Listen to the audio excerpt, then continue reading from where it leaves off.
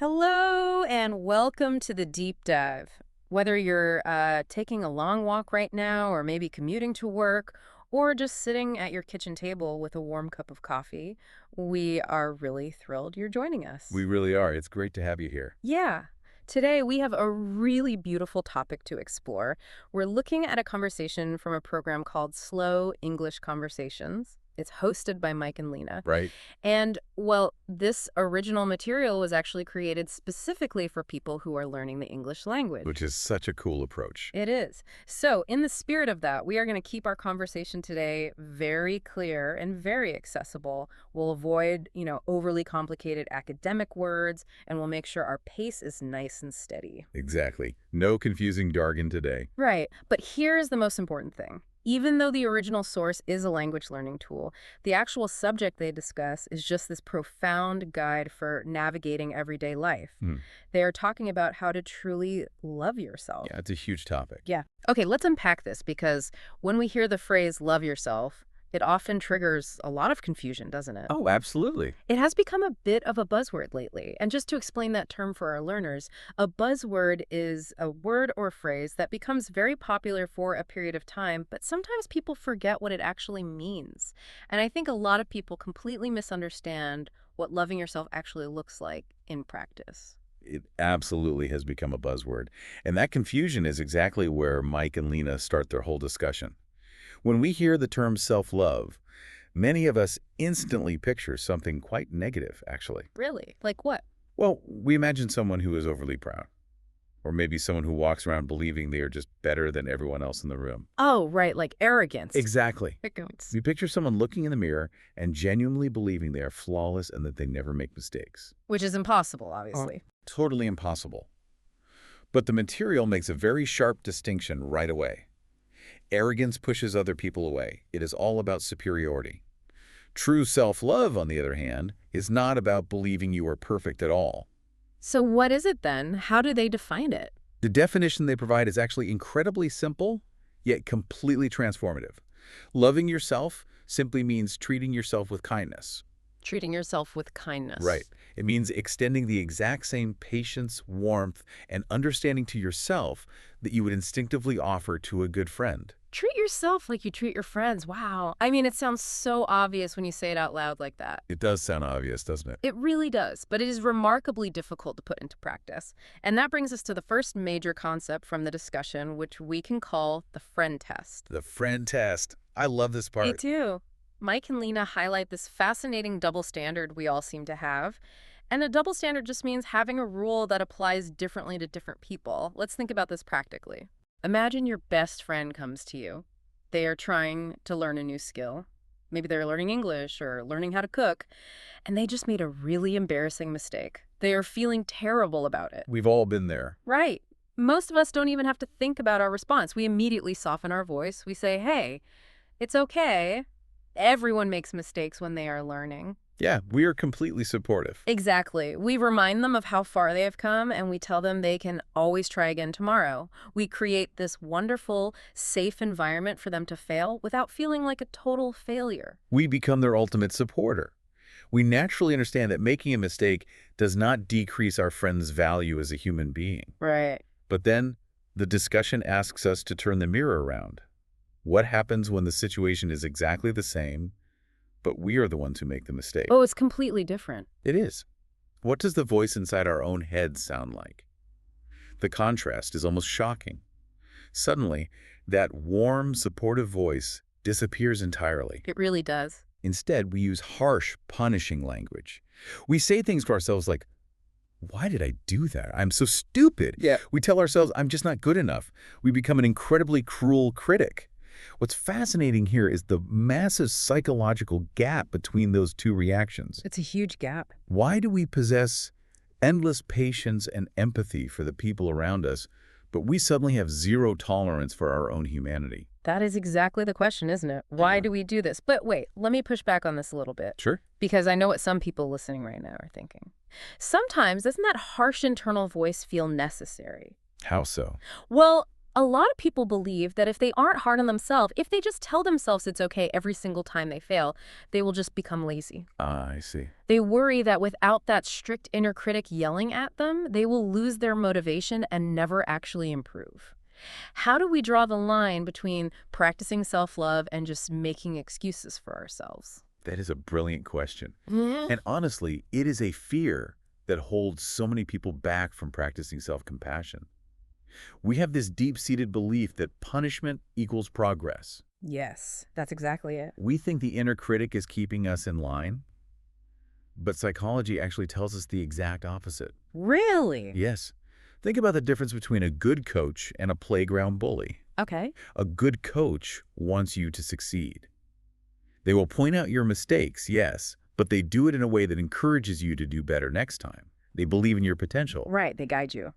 Exactly. A bully, on the other hand, just wants to make you feel small and worthless. Our inner critic almost always acts like the bully, not the coach. That is a powerful comparison. When you tell yourself, I am not good enough, you are not motivating yourself, you are shutting yourself down, you're draining your own energy. Because you feel defeated before you even try again. Precisely.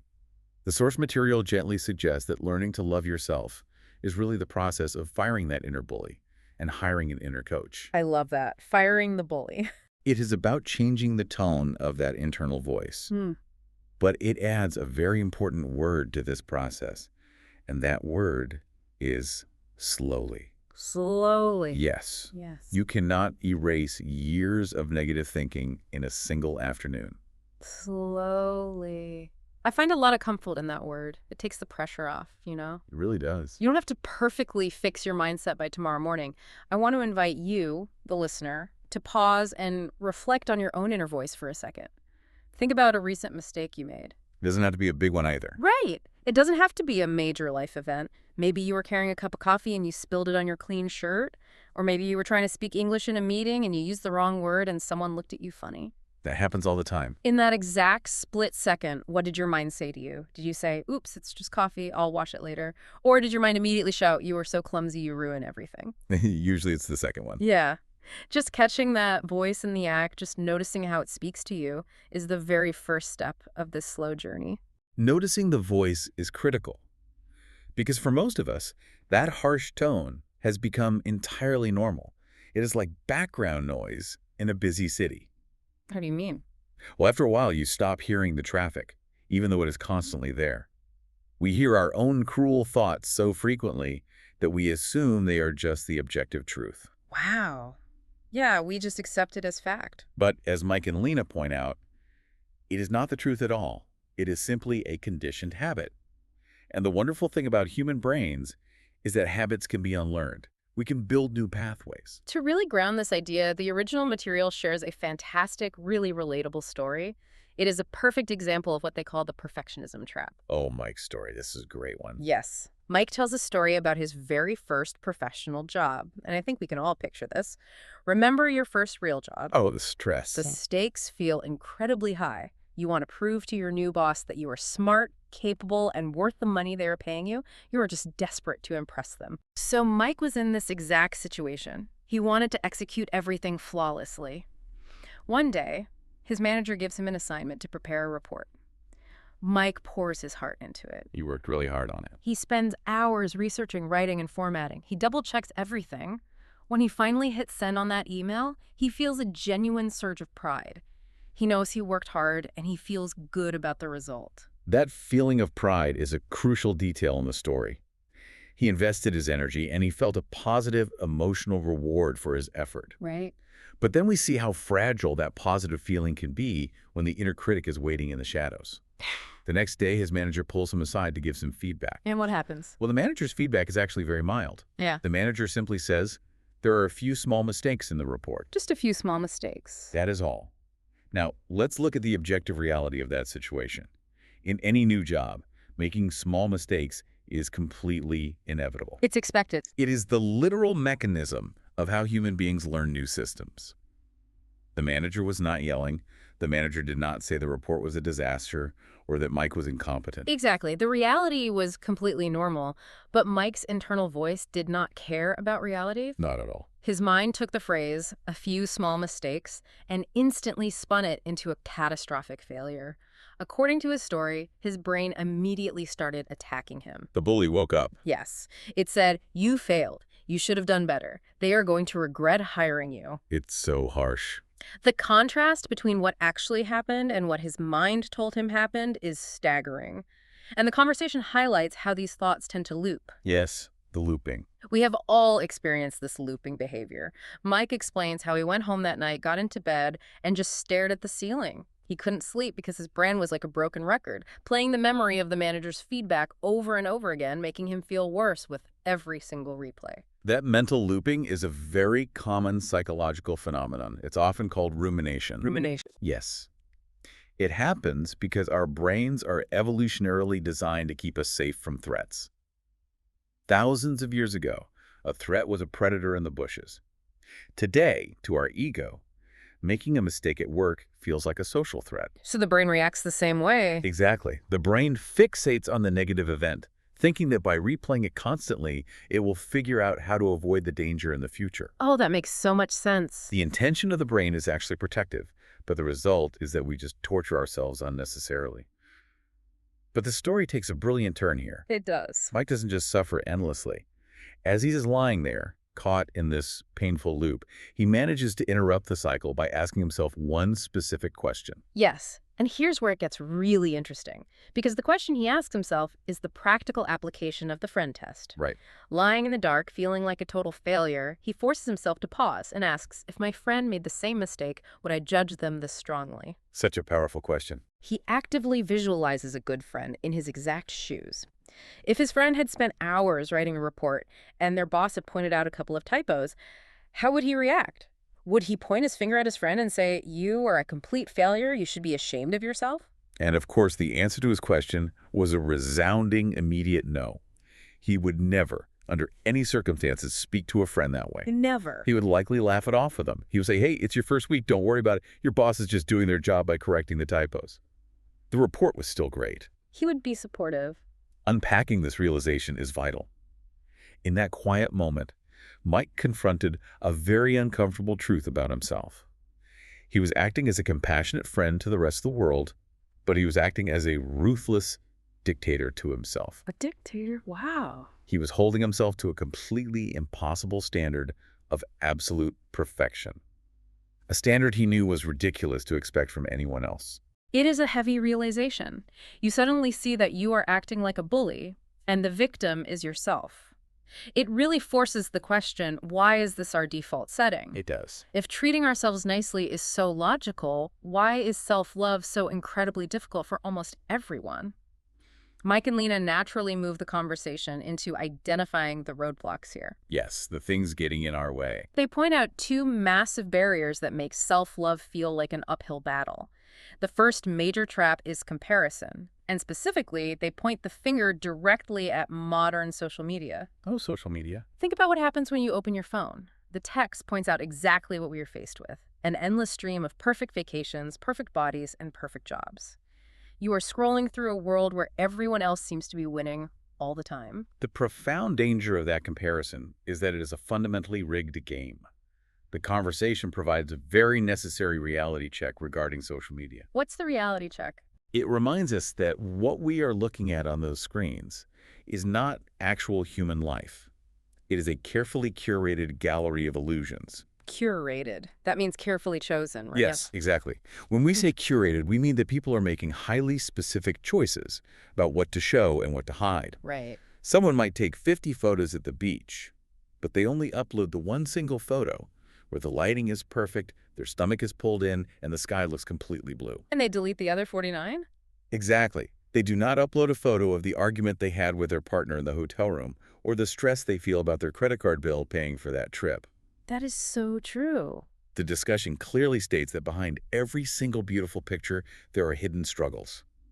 The problem arises when we compare our own messy, complicated, behind-the-scenes reality to everyone else's highlight reel. A highlight reel. Yes. It is a comparison that guarantees you will always feel inadequate. You are so right. It is a rigged game. But I can imagine a listener thinking right now, okay, but seeing successful people on social media motivates me. Sure. It makes me want to work harder to get that perfect vacation or that perfect job. How do we separate healthy inspiration from this toxic comparison that destroys our self-love? That is the tricky part, isn't it? Yeah. Because they can look very similar, Mm. but it comes down to how it makes you feel afterward. Inspiration leaves you feeling energized. It makes you feel like new things are possible for you. Okay, energized. Toxic comparison, on the other hand, leaves you feeling drained and deficient. If looking at a fitness influencer makes you excited to go for a walk, that is inspiration. And if it doesn't? If looking at that same influencer makes you hate your body and want to skip dinner, that is toxic comparison. The key is awareness. Notice how your body and your mood react after 5 minutes of scrolling. If your internal voice starts getting harsher, social media is acting as a barrier to your self-love, not a tool for your motivation. That is a great way to measure it. Checking your energy levels after scrolling. It makes it very practical. And this constant push to achieve leads perfectly into the second barrier they discuss, the crushing burden of expectations. Yes, the pressure to always do more. There is this modern societal pressure that demands we must always be working harder, climbing higher, and becoming better. If you aren't optimizing your morning routine, learning 3 new languages, and starting a side business, you feel like you are falling behind. We expect ourselves to operate flawlessly. If we connect this to the bigger picture, we start to see how deeply unnatural this expectation is. The conversation offers a very gentle, profound reminder to counter this pressure. What's the reminder? Human beings are not machines. Not machines. Think about the nature of a machine, like a computer or a factory robot. It is built for continuous identical output. It does not have emotional days. It does not get tired. You plug it in, and it produces. Right. For the last century, society has subtly encouraged us to treat our brains and bodies like those machines. But we are biological organisms. We need different things. Exactly. The text highlights fundamental human needs that are non-negotiable. We require physical and mental rest. We require immense patience as we navigate new challenges. And we require kindness when we stumble. When we judge ourselves for needing a break, we are essentially punishing ourselves for being human. Humans are not machines. That might be the most important sentence of this entire deep dive. I agree. If you are listening right now and feeling exhausted, remember that. You are not a machine. You are allowed to be tired. You are allowed to have a day where you achieve absolutely nothing. It's okay to just exist. So we understand the problem. We know the inner critic is harsh, and we know that social media and machine-like expectations make it all worse. Right. The beautiful part of Mike and Lena's discussion is that they don't just leave us with the problem. They offer practical, everyday solutions. Which is so helpful. They outline 3 simple habits to start building self-love. These aren't massive life overhauls. They are small, manageable actions you can take today. Small steps. Let's look at habit 1, which is speak kindly to yourself. This first habit is the direct antidote to that inner critic we discussed earlier. And an antidote is just a cure or a fix for a problem. The strategy they suggest is wonderfully specific. Tell us about it. When you are going through your day and you suddenly notice a negative thought entering your mind, you must actively pause. Do not let the thought just slide by. Catch it in the act. Pause and catch it. And then use a technique we can call changing the sentence. Since this original discussion was for language learners, they use a brilliant example regarding English. Okay, let's hear it. Imagine you are trying to speak, you forget a word, and your internal voice immediately says, "My English is terrible." It's a very common thought. The habit is to pause, recognize that the sentence is functioning like a bully, and consciously change the vocabulary. You rewrite the sentence in your head to say, "My English is improving." My English is improving. Wow. The emotional weight of those 2 sentences is completely different. It really is. The word terrible is a closed door. It suggests a permanent state of failure. If something is terrible, why even bother trying? Exactly, you give up. But the word improving is an open door. It is an action word. It acknowledges the reality that you are not fluent yet, but it focuses entirely on the forward motion. I actually had a similar experience when I was trying to learn how to bake bread. Baking bread is tough. It is. I kept burning it. Every time I pulled a black, hard rock out of the oven, my brain would say, "You are an awful cook." The inner critic again. It made me want to throw the flour in the trash, but when I finally caught that thought and changed it to, "I'm learning how my oven works," the frustration just vanished. I was able to try again. Changing the sentence seems so small, but it redirects your entire emotional trajectory. It does, and there is real science behind why it works. It relates to neuroplasticity, Neuroplasticity, yeah. which is just a fancy word for the brain's ability to rewire itself. Oh, well, Think of your thoughts like walking through a forest. If you walk down the I am terrible path every single day, that path becomes a wide, clear road. Your brain will automatically take that road because it is easy. Because you've walked it 100 times. Exactly. The I am improving path might be overgrown with weeds because you never use it. When you actively pause and force your brain to change the sentence, you are choosing to walk down the new, overgrown path. And that takes effort. It feels difficult and unnatural at first, but if you do it every day, the old negative road grows over, and the positive path becomes your new default setting. It is a slow biological process of changing how you perceive your own value. I love that visual of the paths in the forest. It makes it so clear that it takes time to clear the new path. And that idea of moving forward slowly brings us right into habit 2. Yes, habit 2. Habit 2 is notice small progress. We live in a world that loves overnight success stories. But the truth, as the conversation points out, is that learning anything of value takes a significant amount of time. It always does. Whether you are learning vocabulary, learning a new software program at work, or learning how to communicate better in your relationships, it is a long journey. The problem is that we usually fixate on the final destination. We want to be at the finish line yesterday. Exactly. If your goal is to speak perfect English, and you compare your current level to that massive goal every day, you will feel completely defeated. The gap is just too wide. So the text suggests we zoom way, way in. We need to look at the tiny milestones. Small wins. They give great examples. Maybe today you only learned 3 new words. Or maybe you just listened to an English deep dive for 10 minutes on your way to the grocery store. The core message from Mike and Lena regarding this habit is captured in a very powerful phrase. That matters. That matters. It is so easy to dismiss our own efforts. We say, well, I only learned 3 words today. That's practically nothing. I shouldn't celebrate that. We diminish it. But small progress is still progress. Acknowledging those tiny steps is a profound act of self-respect. When you take a moment to notice your small progress, you are essentially telling yourself, I see the effort you are making, even when it is hard, and I value it. You are validating yourself. You are validating your own hard work. Think about the compound effect. 3 words a day seems microscopic, but over a year, that is more than 1,000 words. That is a massive transformation. It really adds up. But you will never reach the 1,000 words if you don't give yourself the emotional fuel of celebrating the 3 words today. We have to overcome this all-or-nothing mindset where only huge victories count. Exactly. Give yourself credit for the 10 minutes. It completely reframes your day. Instead of going to bed thinking about the hours of studying you didn't do, you go to bed feeling proud of the 10 minutes you did do. That positive feeling is everything. That positive feeling is what gets you to study for another 10 minutes tomorrow. Now let's look at habit 3. This one is incredibly important, and honestly, it might be the hardest one for people in our modern culture to accept. Oh, definitely. Habit 3 is rest without guilt. And guilt is that heavy, sinking feeling in your stomach when you believe you have done something wrong.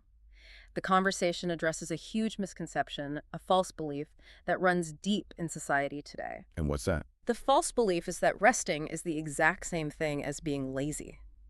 We are conditioned to feel that if we are sitting on the couch doing nothing, we are wasting precious time. That conditioning is incredibly strong. Yeah. I hear this from people constantly. They say, I have so much to do. If I sit down to rest, I just feel guilty the whole time. That ruins the rest. We view rest as a failure of productivity.